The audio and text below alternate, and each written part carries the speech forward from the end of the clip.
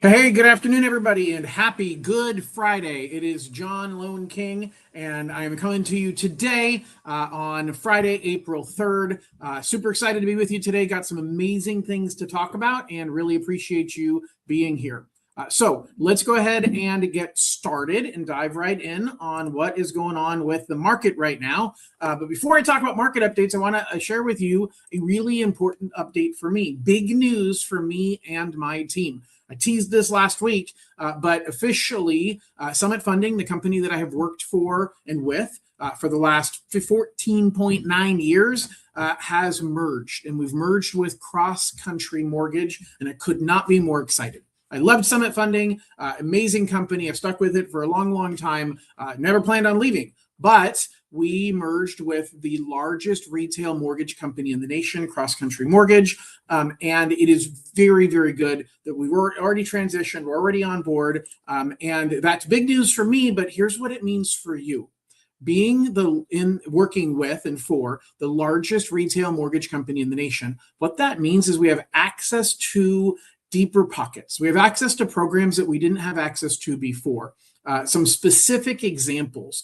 There's a program that I'll be talking about in more detail next week that basically is a down payment assistance program with a forgiven down payment assistance tied to installing solar on your home. Now, I, in general, have never been a huge fan of solar. By the way, name didn't come through, but it says excited for me. I'm excited too. Thank you so much. Don't know why your name didn't come through. But anyway, here's this program. Basically, instead of getting a separate solar loan, because there's a lot of challenges with solar lending, the general idea of solar I don't hate, but the concept of solar is you end up borrowing the money at a much, much more expensive interest rate, and it ends up really not being cost effective.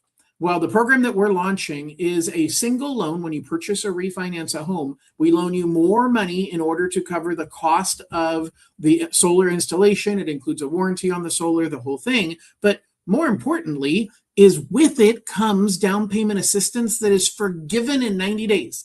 3.5% of your purchase price or 5% of your purchase price to help cover some closing costs is granted to you as part of this package deal. So you get the home, you get solar installed on the house, and you get down payment assistance, same rates and fees as you would pay with a normal FHA loan. And the assistance money is forgiven after 90 days. It's a game changer, absolutely amazing program. It's available nationwide in every single state across the country. This is an example of the change that my company made, the merger to CrossCountry Mortgage, a huge difference in the programs and the technology and the things that we can do to help take great care of you. So nothing is changing as far as my team. If you've been pre-approved with us, nothing's going to change. Your pre-approval stays, your information we have because it was a merger. All of it is going to be just fine. If you are in the Dream for All lottery, no worries. My new company is also approved with Cal HFA. Everything is going to stay the same, and we're going to continue to take great care of you. If you are a homeowner looking at home equity loans and lines of credit, I will tell you that I went from having 2 home equity products that ranged between 8.5% and 10% interest rates to now I have 9 of them. I have 9 different home equity products. I locked somebody today at a 7.25% 30-year fixed rate on a home equity loan. That is probably 1.5% to 2% cheaper than anybody I had locked in previously when I was operating under Summit Funding. So it's just an example of some of the amazing things that we can do. I'm going to give you one more example of something that we can do for people who aren't doing down payment assistance or any kind of special program.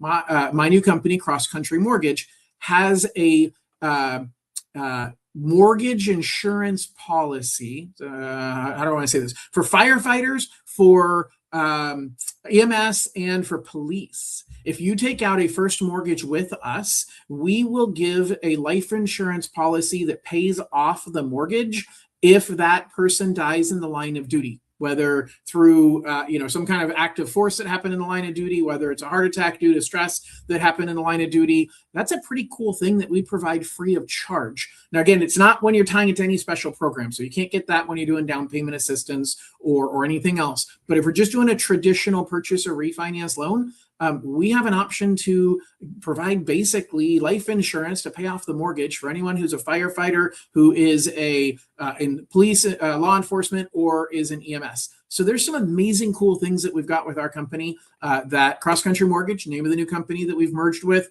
You'll hear more about it over the coming weeks, but I am stupid excited, and it's going to all be very, very good things for you and for everybody that I work with. All right, so let's talk about the market. What is the market doing right now? Rates have gone up. Rates have been super volatile. I've said this over the last couple of weeks. Interest rates are tied to very much to inflation and employment. Employment today, the jobs report came in, jobs are doing fine. Like, jobs aren't the issue that we thought they were going to be. 3 months ago, we thought, man, this year we were going to see significantly lower interest rates because you had jobs on the rocks and you had unemployment numbers coming down, extra unemployment, employment numbers, jobs numbers coming down. And we had inflation that was under control.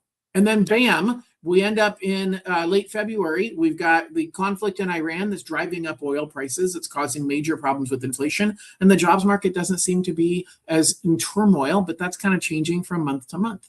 So what does that mean? Well, it means rates went from 5.9 to 6.1-ish to around 6.4 to 6.6%. So we've seen a pretty significant increase. Now they've started coming back down some. So the problem is, you see every Thursday an update on the news. They talk about rates and where they're at. The problem is that's coming from data that's almost a week old. So every single week on Thursday, Freddie Mac posts the average interest rate, but they're collecting that data between Friday and Monday, 3 to 4 business days prior to when it's released. So we actually saw our peak of interest rates Friday and Monday, and they started coming back down a little bit Tuesday, Wednesday, Thursday, and Friday. It's been volatile, but we're seeing rates around 6.25 to 6.4 compared to the 6.5 or 6.6 that we had about a week ago. So be careful about what you read in the news on where interest rates are, because the markets don't announce. You don't get to see interest rates in the news that are giving you today's rates. They're giving you an average rate, and they're giving it over a period of time that could be 3 or 4 business days old. So really, that's what we're seeing, interest rates going up. The question is, what's going to happen now? Because they started coming back down. Are we going to see them come back down now more or not? And that's really the question. Where are rates going? Right now, it's really going to depend on what's going to happen in Iran. We saw interest rates come down on Wednesday because President Trump was having an announcement, a press conference Wednesday night, and everybody thought, okay, he's going to say that we're done in Iran and everything is good, and therefore oil prices are coming down. And oil prices came down in anticipation of that call or that presentation. Except he didn't say that. He kind of said that, but he didn't say that. And he said, we're gonna hit him hard for the next few weeks. Well, that caused oil prices to go back up again. That caused interest rates to go back up again. And so we're going to maintain that roller coaster. So the question is, are you willing to be courageous when other people are scared? Because right now, most buyers are scared. Right now, if you are a buyer and you're thinking about, hey, what should I be doing right now? Well, the question is, are you willing to take a risk? Are you willing to step into territory that other buyers are not? Because the sellers right now, a lot of them are just taking their house off the market. We've been seeing a lot of, I'm talking nationwide. We've been seeing a lot of houses coming off the market, not because they're sold, but because the seller says, look, I'm just going to wait for a better time. I thought spring was going to be a better time. It ended up not being a better time. And so now you've got sellers that are pulling off the market because there aren't any buyers there, but there's still sellers that really do want to sell. And so it's your opportunity to negotiate and find a deal. Your rates aren't that bad compared to where they were a year and a half ago when they were up at 8%. Like 6.25 to 6.4, 6.5. That's not bad compared to where they were. Clearly, that's not as good as 5.9. But the question is, if you wait for rates to drop again, you're waiting along with everybody else, and they're going to jump in at the exact same time. And that's the question that you have to decide. What strategy do I want to employ? The last thing I want to talk about is strategies if you're a homeowner. So if you're a homeowner and you're thinking about selling your house, you have to decide, how badly do I need to get it sold? This is not a time to try out the market. This is not a time to test the market and see what buyers might be willing to buy, or what buyers might be willing to pay for your house. And I'll just put it on the market at a high price and see what happens. This isn't the market for that. So if that's what you're thinking, wait. If you've got your house on the market and you want to get it sold, be aggressive to get it sold. It doesn't help you to have the market on the market. It doesn't help you to have the house on the market for a long period of time without going sold. It makes you look like there's something wrong with your house. It makes you look like there's something that you aren't disclosing, or people are finding in going out and looking at the house and doing inspections. And so it's not a good move to leave your house on the market for a long period of time. Get aggressive in marketing, get aggressive in pricing, or take it off the market. Now, if you are thinking, hey, I don't want to sell my house, John, but I want to look at what should I be doing strategically and what should I be thinking about, now is a great time to look at consolidating your debt. Now is a great time to be looking at lowering the interest rate on your credit cards, on the solar loan that you took out, on all of those things that you've got that are charging you high interest. Now is the best time to be looking at those options. And especially if you took out a high interest home equity loan previously, now is the time to consolidate that, because those home equity loans and lines of credit have super high interest rates still. And I just mentioned earlier, I'm getting people in the mid to low sevens on home equity loans and lines of credit. So the opportunities right now abound. So that's really everything that I want to cover. I always want you to know that I'm here if you have any questions. And to be clear, I am 100% interviewing for the job of being your lender. So if you're looking to start your home buying journey, if you're looking to refinance your home, anything that you need, start here. Scan this QR code. Go to my website, johnloanking.info, and find out everything you need to know in order to make your home ownership dreams come true. Thank you, everybody, for listening. Hope you have a wonderful Easter weekend, and we'll talk to you soon. Bye-bye.